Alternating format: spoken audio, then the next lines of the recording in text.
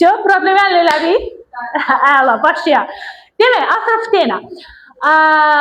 Aysun, demin görün mənə, Atropatena yarandı nə vaxt? 321-ci ildə yarandı. Paytaxtı? Paytaxtı oldu Qazaka şəhəri, doğrudur. Qazaka nəyin mərkəzi idi dedik? Bəli, Zərdüştlüyün mərkəzi sayılırdı, doğrudur. Yaxşı, digər slayddadır, açaram. Yaxşı, Atropatenada deyirik ki, müxtəlif tayfalar yaşayırdı. İnci, hansı tayfalar idi onlar? Mal, Mülk, Kaspi, Kadusi, Matay, bəli, bu tayfalar yaşayırdılar. Ümumiyyətlə, Atropatena Azərbaycanın şimalında yaranmışdı, yoxsa cənubunda? Cənubunda yaranmışdı. Hansı əraziləri əhatə edirdi? Yox, əhatə edirdi. İndiki Cənubi Azərbaycanı və Şimali Azərbaycanın bəzi cənub rayonlarını əhatə edirdi. Şimalda Qaradağ silsiləsi var idi. Sərhəd olaraq da bəli, Albaniya dövləti yanından sonra Albaniya ilə sərhəd idi. Bəli, cənubda da, Urmiya gölündən cənubda da Zagros dağları uzanırdı. Bəli, yaxşı, deyirik ki, Atropatenada Azərbaycan adının ilkin forması kimi də gedir. Bir də atropat sözünün mənası nə idi? Xuraman. Odun, alovun sahibi, yəni bu mənada gedirdi. Yaxşı, bəs denən görün mənə, bu Atropatenada, belə deyək də, Atropatenanın yaranması ilə, Albaniyanın yaranması ilə Azərbaycanda nə formalaşmağa başlamışdı? 4-cü əsrdən. Bəli, Azərbaycan xalqı formalaşmağa başlamışdı 4-cü əsrdə. Bəli, ərəblərin gəlişi ilə də deyir başa çatır. Bəzi mənbələrdə də Səlcuqlar verir, amma hal-hazırda ərəblərin gəlişi 7-ci əsrdə Azərbaycan xalqının formalaşmasının başa çatması götürürük. Yaxşı, demək, Xuraman, denən görün mənə, dövləti yaratdı Atropat, bəli. Özdə ilk yerli nümayəndə idi ki, burada öz dövlətini yaratmışdı. Bundan sonra biz baxacağıq ki, hökümdarlardan, məsələn, onları bir yazım əslində, yaza-yaza daha yaxşı izah eləyək. Bir dəqiqə bunu. Demək, burada yazaq hökümdarların adlarını. Birinci Atropat. Atropat neynədir? Dövləti yaratdı, bəli. Atropatdan sonra, yəni bizim keçəcəyimiz hökümdar kimdir? Artabazan. Artabazan. İndi baxırıq bura. Demək, Artabazan verilən məlumata görə əslində Atropatenanın ən qüdrətli hökümdarı idi. Bəs Xuraman, Artabazanın dövründə bura kimlərin yürüyüşü olmuşdu? Yox, yox. Seleviklərin. Selevik nə vaxt yaranmış Selevik dövləti? Makedoniya İskəndərin imperiyası parçalanandan sonra, bəli, yaranmış dövlət Seleviklər dövləti idi. 2-ci əsrdə isə Parfiya dövləti olacaq. Bəli, onun ərazisində Parfiya dövləti. Selevik hökümdarı 3-cü Antiyok eradan əvvəl neçənci ildə yürüş eləyir bura? 223-cü ildə bura yürüş eləyir və bu zamanda Artabazan niyə ondan asılılığı qəbul eləmişdi? Çünki müharibəyə hazır deyildi. Bəli, müharibəyə hazır deyildi. Öz ərazisi də Hirkan dənizinə qədər, yəni Xəzər dənizinə qədər, yuxarıda da Pontun, yəni Qara dənizə qədər çatırdı ərazisi. Doğrudur. İndi Atropatena 223-cü ildən neçənci ilə qədər, bəli, Selevkilərdən asılı vəziyyətə qaldı 190-cı ilə qədər. İndi deyirik ki, 2-ci əsrin ortalarında, daha doğrusu belə deyək də, təxmini ortaları Roma Aralıq dənizində qüdrətli dövlətə çevrilir, düzdürmü? Və şərqə doğru öz ərazilərini genişləndirmək istəyir. Bu zamanda kiminlə toqquşacaq orada? Seleviklərlə toqquşur, bəli. Və 190-cı ildə Ayan bunlar arasında Magneziya döyüşü baş verir. Magneziya. Aha. Bəli, Seleviklər məğlub oldu. Atropatena yenidən müstəqil oldu. Nə vaxt? 190-cı ildə. Doğrudur. Ondan sonra baxırıq nəyə? Burada Roma öz ərazilərini genişləndirmək istəyir. Təbii ki, burada Parfiya dövləti də var 2-ci əsrdə. Parfiya da öz ərazilərini genişləndirmək istəyir. Və buna görə də bunlar arasında müharibə baş verəcək. Düzdürmü? Bu dövrdə Parfiyanın müttəfiqi kim olur? Atropateni olacaqdır. Niyə bunlar müttəfiq olurlar, birləşirlər? Ay sağ ol. Çünki Romanı hər ikisi ortaq rəqib kimi görürdü. Hətta kimlərin davamçıları kimi görürdülər. Yunan Makedoniyalıların davamçıları kimi də baxırdılar onlara. Ona görə də birləşirlər və bir yerdə mübarizə aparacaqlar. İndi burada eradan əvvəl nə vaxt? Nə vaxt? Lukul və Pompey? Bəli, 1-ci əsrin 1-ci yarısında kim? Bəli, Lukul və Pompey yürüş eləyirlər Albaniya, Pompey. İndi bunlar Albaniya ərazisinə, Albaniya nə idi? Atropatena ərazisinə yürüş eləyirlər. Furkan, nə olur nəticəsi yürüşün?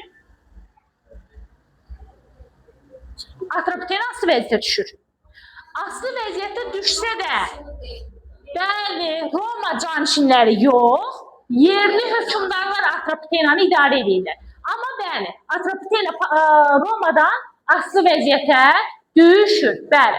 Sonra deyirik ki, eradan əvvəl 53-cü ildə, bəli, 53-cü ildə baş verir Karra döyüşü. Yaxşı, Furkan deyirən görün mənə, Karra döyüşünün nəticəsində nə olur? Yox.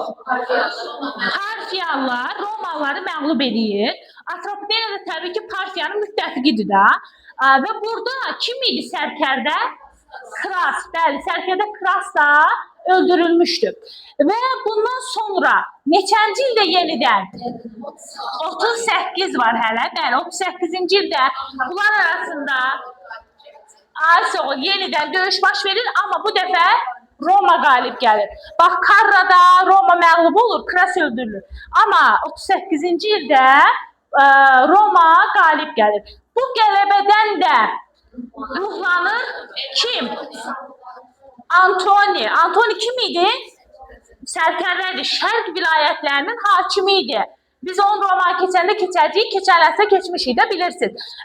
Orada deyirik ki, Şərq vilayətlərinin hakimi Antoni yürüş eləyir bura. Qərb vilayətlərində də Oktavian başçılıq eləyirdi. Sonra 30-cu ildə yürüş eləyir Oktavian. O şərq vilayətlərində Misiri də tutur. Antoni məğlub olur. Bütün hakimiyyət keçir Oktaviana. O da 27 özü imperator elan eləyir. Nəysə, qayıdırıq yenidən bura. 36-da əslində belə deyək də 36-cı ildə Parfiya ilə Atropatena düşünürdü ki, Antoni hara yürüş eləyəcək? Bəli, Ktesifon haraydı ki? Parfiyanın paytaxtı idi. Bəli, ona görə də bütün qüvvələrini bunlar göndərmişlər Ktesifonla, bəli, mühasirəsinə. Ancaq Antoni anidən yürüş eləyir Atropatenaya və hansı şəhəri mühasirəyə alır? Fraspa. Fraspa verilən Strabonun məlumatına görə Atropatenanın nə idi? Qış iqamətgahı idi, bəli. Yay iqamətgahı da Qazakanın özü idi. Yaxşı, 36-da Fraspanı mühasirəyə alanda nə edirlər Atropatenalılar? Bəli, Fraspanı mühasirə qoruya bilirlər. Həmçinin Parfiya ilə Atropatena əsas qoşunları gəlib çatana qədər bunlar şəhəri mühafizə edirlər. Hətta Antoni deyir, burada 35 minə yaxın əskər də itirmişdi. Və yekun nəticə olaraq Fraspa döyüşü kimlərin qələbəsi ilə başa çatdı? Parfiyanın, yəni Atropatenalıların qələbəsi ilə başa çatmışdı. Hətta burada bu dövrdə hakimiyyətdə kim idi? Bəli, Artabazdı idi, Artabaz. Yəni, dedik ki, hökümdarlara bir də baxsaq, Atropat dövləti yaratdı. Artabazanın dövründə kimdən aslı vəziyyətə düşdülər? Selevkilərdən. Sonra da Artabaz gəldi. Artabazanda Selevkilərdə, Artabazda eradan əvvəl, bəli, 36-da Fraspadır. Fraspada qalib gəldi. Hətta burada nə keçirtmişdi bu? parad da keçirtmişdi, qələbə paradı. Hətta Romanın o legionlarının bayraqlarını, qənimətlər, çünki onların maşınlarını və s. məhv etmişlər, ələ keçirmişlər. Onları da xalqa nümayiş elətdirmişdi. Ancaq sonra bu Artabaz xarici siyasətdə dəyişiklik elədi. Ayağım nə kimi dəyişiklik elədi? Gönderdi Roma'ya. Ariobarzan'ı Roma'ya gönderdi. Niye gönderdi ki? Sebep neydi? Çünkü bəli, partiya Atropatena tutmaq istəyirdi. Niye tutmaq istəyirdi ayağım? Bəli, çünki hətta Fransa döyüşündə Atropatenanın qalib gəlməsi partiyada bir qıcıq yarattı. Ona görə də buranı ələ keçirmək istədi və buna görə də Artabaz xarici siyasətdə dəyişiklik elədi, getdi Roma ilə yaxınlaşdı. Öz oğlu Oktavian yanına göndərdi. Da kimi? Ariobarzan. Yaxşı. Sonra mən bilin görüm Ariobarzan neçə il qaldı Romada? 10 il. 10 il Romada qalmışdı. Sonra bu Artabaz nə vaxt öldü? Eradan əvvəl 20-ci ildə öldü. 20-ci ildə öləndən sonra Ariobarzan kimin köməkliyi ilə gəldi hakimiyyətə? Oktavian köməkliyi ilə gəldi hakimiyyətə. Bəli. Hətta qonşuluqdakı kimlərin üzərində Furkan idarə etməni də Ariobarzana vermişdi. Erməni çarlığı üzərindəki hakimiyyət də verilmişdi Ariobarzana. Ariobarzan da eramızın 1-ci əsrinə qədər olur hakimiyyətdə. Sonra kim gəlir hakimiyyətə? Sonuncu Ariobast. Bəli, Ariobast gəlir hakimiyyətə. Ariobastın da ölümündən sonra nə baş verir? Bəli, partiya tərəfindən işğal olunur. Neçənci ildə? Bəli, 20-ci ildə. Yəni, nə vaxt yarandı? Eradan əvvəl 321-də süqut elədi 20-ci ildə. Doğrudur. Bizim eramızın 20-ci ilində və partiyanın süqutuna qədər də onun tərkibində qalır. Sonra Sasanilər yaranacaq, ərazi olaraq Sasanilərin tərkibinə keçəcəkdir. Aydın oldu mu bu hissə? Bu hökmdarların dövrü aydın oldu mu? Qaranlıq bir şey yoxdur ki. Ay sağ ol. Tamam. Gəlirik Atropatenanın İctimai siyasi quruluşuna görə necə ölkəydi? Quldar monarxiya. Biz bunu bayaq ki, Mannada da demişdik. Ümumiyyətlə, eradan əvvəl yaranan dövlətlərdə quldar monarxiya dövlətlər. Quldarlıq dövründə yaranıblar. Başında da tək bir hökmdar durursa monarxiya quruluşu gedir. Bəli. Yaxşı. Bundan sonra deyirik ki, Atropatenada müxtəlif şəhərlər var idi. Məsələn, Praspa, Qazaka, Agnazana, Sanaaspa, bəli, kimi şəhərlər var idi. Həmin şəhərlər bəzən ayrı-ayrı hökmdarlar tərəfindən salınırdı, məbədlərin ətrafında salınırdı, ondan sonra karvan yollarının üzərində salınırdı. Şəhər əhalisi nə ilə məşğul olurdu? Əkinçiliklə, sənətkarlıqla, şəhərdə maldarlığın, nə danışıram mən? Sənətkarlıqla, ticarətlə, şəhər əhalisidir. Amma bəli, şəhər ətrafında baş verir oradakı təsərrüfat, əkinçilik, maldarlıq və s. Yaxşı, sonra deyirik ki, burada nefti necə adlandırırlar? Midye yağı adlandırırlar, hərbi işdə də ondan istifadə edirdilər. Sonra nə vardı burada? Kremitdən istifadə var idi. Yaxşı, kremitdən istifadə nəyə göstərir? Elin mədəniyyətinin təsirini. Bir kremitdən istifadə. Sonra Kerifto abidəsi, doğrudur. Kerifto abidəsi kimə sitayişi göstərirdi burada? Yunan qəhrəmanı Herakla. Bəli, Yunan qəhrəmanı Herakla. Sonra nəyə sitayiş edirdilər? Yunan tanrılarına sitayiş edirdilər. Bəli, Yunan tipli nə bilim evlər tikilirdi, binalar tikilirdi və s. Bunlar Yunan mədəniyyətinin təsirini göstərirdi. Ondan sonra burada məktəblər var idi mi?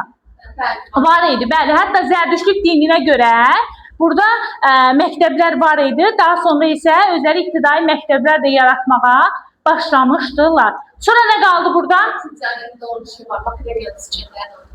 Bəli, pullardan. Bəli, burada Atropatenada pul Makedoniyalı İskəndərin adına kəsilmiş pullar idi. Doğrudur. Sonra başqa nə qaldı? Yaddan çıxan nəsə var mı? Toxunmadığımız Atropatena ilə bağlı. Başqa bir şey yoxdur.